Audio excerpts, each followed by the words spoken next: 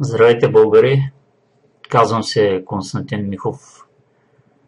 Правя това видео, защото положението в България става все по-нетърпимо. И ще се опитам с това видео да насоча всички в правилната посока. Вчера ми попадна едно видео в YouTube, в което гледах поредните възмутени граждански организации от положението в България. Видимо, доста интелигентни хора се бяха събрали да обсъждат в една зала как да се управлява България така, че положението да е добро за всички хора. Както вече се досещате, не беше изненада за мене, когато чух поредните констатации за положението на България, как икономиката не работи и е разбита и продължава да се разбива, как коренното население е притискано по всевъзможни начини, как са прокуждани българските граждани да работят в чужбина и да търсят там препитание за себе си и за децата си, и колко са крадливи нашите управници. Нещо, което едва ли няма човек, който да не го знае в България. И предполагам, че не само на мене, но и на всички вас, вие, които искате не само да си правим устата, как се казва, но и да действаме, ви е писнало да слушате подобни речи. И тук всички се питаме, къде е изхода? Знаете ли какво разрешение дадоха въпросните организации, които сами казват, че гражданските организации в България като тях с по няколко стотин члена били 400 на брой в страната.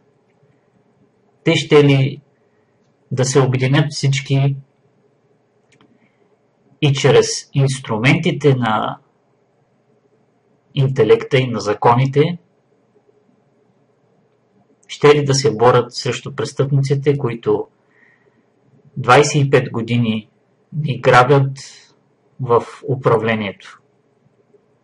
Най-големият парадокс за мен беше, че самите тези организации признават, че институциите, ръководени от същите тези престъпници, създадени от тях, не работят за народа.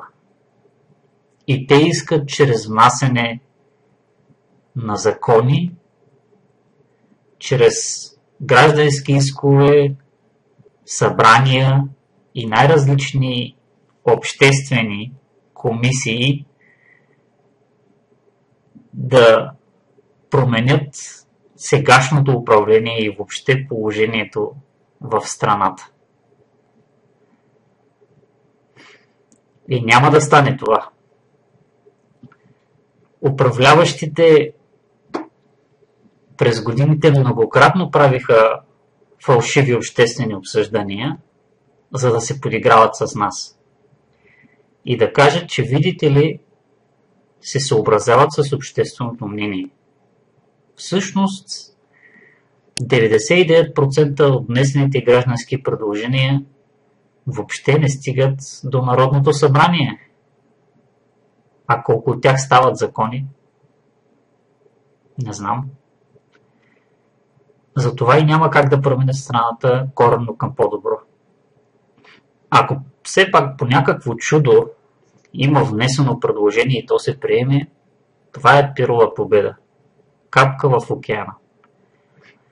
Главният проблем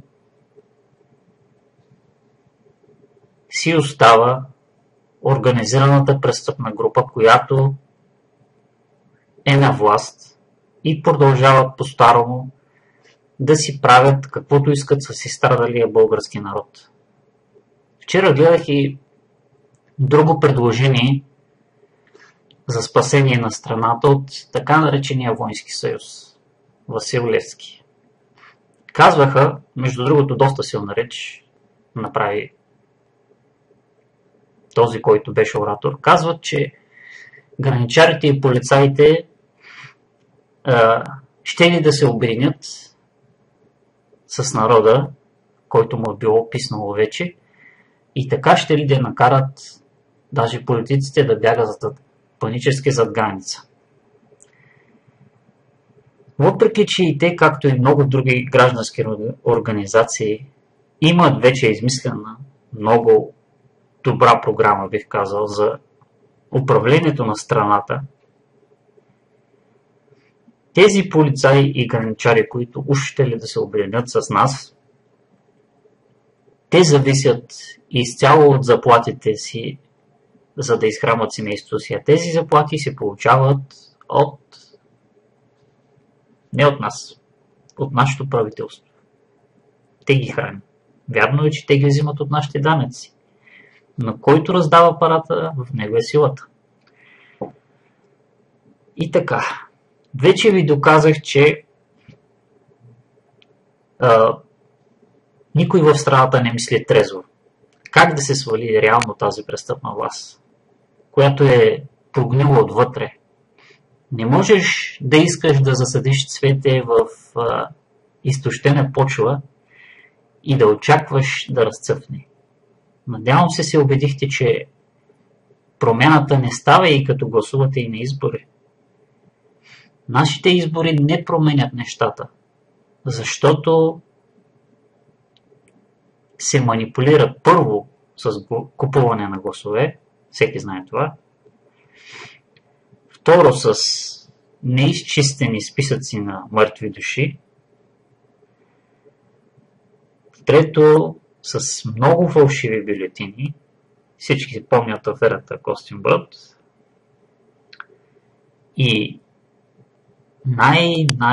най-лошото, което можем да си представим, е, че в крайна сметка резултатът от всички избори се оповестява от Централната избирателна комисия. Там се броят бюлетините и те казват кой е спечелил, кой е загубил. А тази Централна избирателна комисия, тя се състои от хора, които се назначават от парламентарните партии, т.е. от престъпниците. Как престъпник ще назначи честен човек в тази комисия, който реално ще отрази примерно някакъв хубав резултат, който ще свали самия него. Няма как да стане това. Така че питате ме как тогава много знаени да се оправим. Единственият изход е революция. Но как да стане тя? Като не сме обединени. Трябва да се обединим. Как да се обединим? Ще се съберем първо в интернет пространството. Колкото и банално и да звучи това. Затова ви приканвам всички да се присъедините към Facebook групата Без партии и политици. Не обръщайте толкова голямо внимание на заглавието. Програми за управление на страната има бол. Никой не се съмнява, че има измислено разрешение на всички наши проблеми. Но главното, за което трябва да мислим, е как да се отървем от тази власт. После, как ще се оправим, за това има много измислени вече решения. Като се почне от швейцарската система на референдуми, така като добавите пряка демокрация, че е реална и каквато искате да не наричате. Има много решения за всички наши проблеми. Но няма как да ги осъществим, докато тази престъпна група е на власт. Затова канете своите приятели в тази група и когато наистина съберем достатъчно голяма критична маса, ще направим и национален протест с наистина конкретни искания, за да не може никой да каже, че ние сме лумпени, че не знаем какво искаме и че сме отишли там за да бъдем платени от някой или заради кафе или пици или каквото и друго било пожелаят да се измислят за нас. Но когато този национален протест с конкретни искания се осъществи, тогава ние можем да отидем и да кажем: или ще осъществите тези неща, които ние искаме от вас, депутатите, като конкретни искания, или ще ви свалим от власт. И аз предполагам, че тези депутати и тогава няма да, разбира се, да приемат нашите искания. Не знам, не съм пророк, не знам как ще се развият нещата, но най-вероятното това ще е изхода. И това вече може да даде тласък и на революцията. Слагам линк към групата в описанието на видеото по-долу.